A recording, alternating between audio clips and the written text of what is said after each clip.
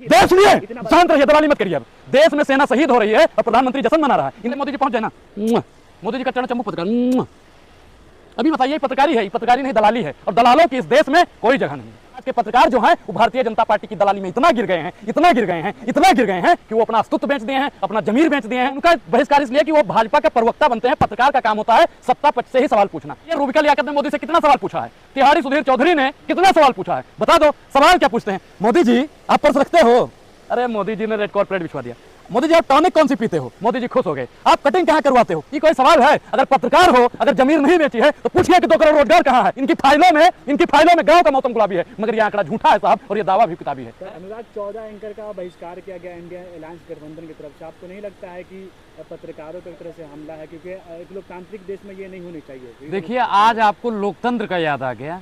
जब पत्रकारों को भारतीय जनता पार्टी के समर्थक सह संयोजक मारते हैं और गरियाते हैं, तब आप लोगों को याद नहीं आता।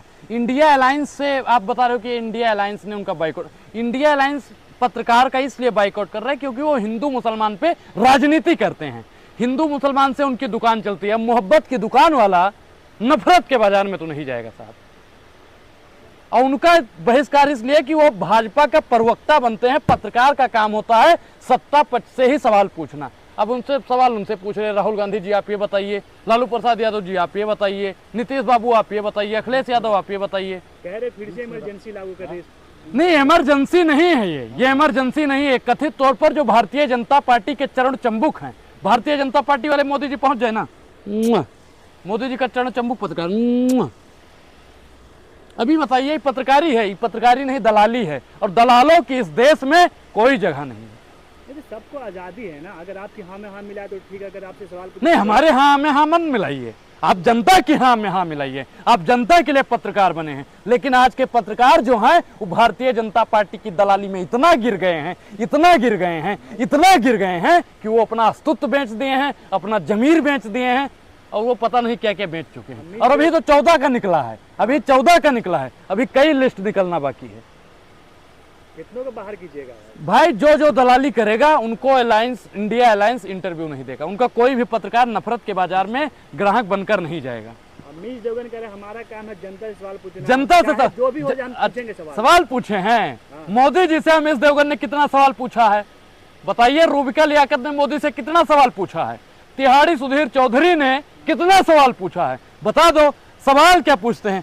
मोदी जी आप पर्स रखते हो? अरे मोदी जी ने रेड कॉर्पोरेट बिछवा दिया।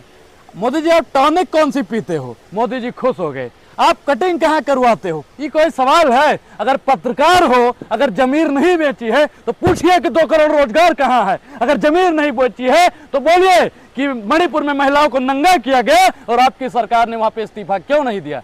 नहीं पूछेंगे साहब। अगर पूछेंगे तो चैनल से निकाल दिया जाएगा, क्योंकि उनको दलाली करने के लिए पैसा मिलता है। मोदी जी, सच्चाई छिप नहीं सकती है बनावट के उसूलों से, और खुशबू कभी आ नहीं सकती है कागज के फूलों से। इनकी फाइलों में गांव का मौसम गुलाबी है, मगर यह आंकड़ा झूठा है साहब, और ये दावा भी किताबी है। कह रहे हैं कि तीसरी बार झंडा फहराएंगे जबरदस्ती। हम लोग पहली गलती माफ करते हैं और दूसरी बर्दाश्त करते हैं, तीसरी में बर्खास्त करते हैं। इन्होंने महंगाई का ढिंढोरा पीटा। हमने सोचा पहली बार आएंगे मोदी जी तो गरीबी दूर करेंगे। दूसरी बार हमने सोचा भैया 5 साल में गरीबी ना दूर हुई होगी साहब, अगले 5 साल में दूर कर देंगे। लेकिन इन्होंने सिर्फ और सिर्फ ठगने का काम किया। इन्होंने दोनों के दोनों चुनावों में सेना को मरवाने का काम किया। एक चीज बताइए कि प्रधानमंत्री जी, अभी हमारे वहाँ कश्मीर में सेना शहीद हुए 4 लोग, और प्रधानमंत्री जी अपने कार्यालय में जश्न मना रहे थे। अब शहादत पे जिसे भावुक होना चाहिए, भावुक बहुत जल्दी होते हैं ना, शहीदी दिवस पे उनके माता पिता को सहानुभूति देनी चाहिए,